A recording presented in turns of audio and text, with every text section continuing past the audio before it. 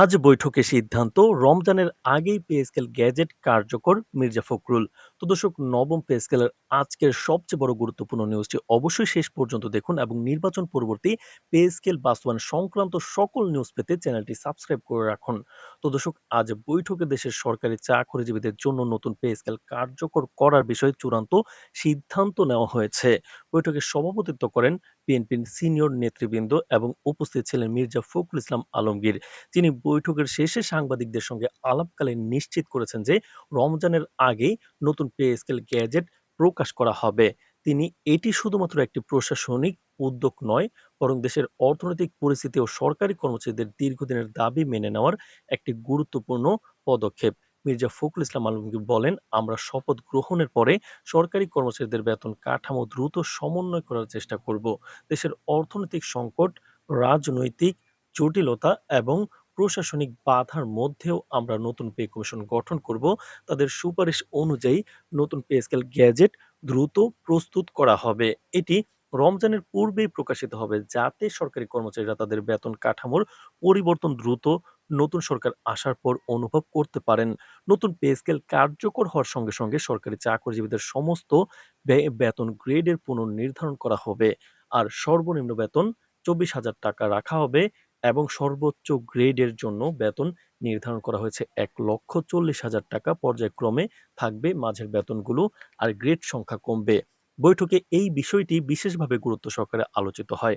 মির্জা ফখরুল আরও বলেন, এটি শুধু আর্থিক সমন্বয়ের বিষয় নয়, সরকারি কর্মচারীদের ন্যায্য অধিকার নিশ্চিত করা এবং তাদের জীবন মান উন্নত করার দিক থেকেও এটি একটি গুরুত্বপূর্ণ পদক্ষেপ। তো দর্শক, ভিডিওটির এই মুহূর্ত পর্যন্ত যারা দেখছেন চ্যানেলটি সাবস্ক্রাইব করে রাখুন পরবর্তীতে নবম পে স্কেল সংক্রান্ত সকল আপডেট সবার আগে পেতে।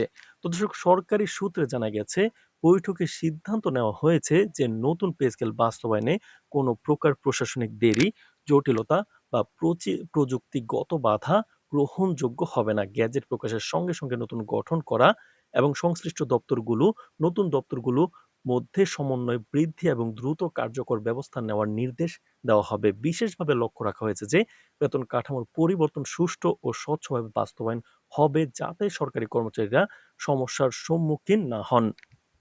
অর্থনীতি বিশ্লেষকরা মনে করছেন, নতুন পে স্কেল কার্যকর হলে নতুন সরকার আমলে সরকারি খাতে সাময়িকভাবে ব্যয় বৃদ্ধি পাবে, তবে এটি দেশের অর্থনীতিতে ইতিবাচক প্রভাব ফেলবে।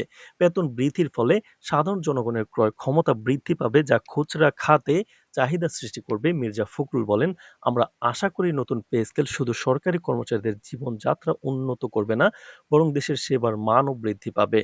এটি আমাদের প্রশাসনিক কার্যকারিতার প্রতি জনগণের আস্থা শক্ত করবে। বিশেষজ্ঞরা বলছেন, নতুন পে স্কেল বাস্তবায়ন দেশের রাজনৈতিক প্রেক্ষাপটেও গুরুত্বপূর্ণ।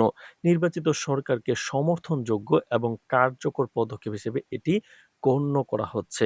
মির্জা ফখরুলের ভাষায়, আমরা চাই সরকারি কর্মচারীরা তাদের পরিশ্রমের যথাযথ মূল্য পান। এটি সরকারের দীর্ঘমেয়াদী পরিকল্পনার সঙ্গে সামঞ্জস্যপূর্ণ এবং দেশের সার্বিক কল্যাণে গুরুত্বপূর্ণ ভূমিকা রাখবে। সরকারি কর্মচারীরা ইতিমধ্যে এই ঘোষণা থেকে উৎসাহিত হয়েছেন। নতুন সরকার এসে যদি পে স্কেল দ্রুত বাস্তবায়ন করে, সেটা সরকারি চাকরিজীবীদের জন্য বড় সুখবর। এবং পে স্কেল বাস্তবায়ন সংক্রান্ত সকল নিউজ সবার আগে পেতে আমাদের চ্যানেলটি সাবস্ক্রাইব করে রাখুন। আজ এ পর্যন্তই, ধন্যবাদ।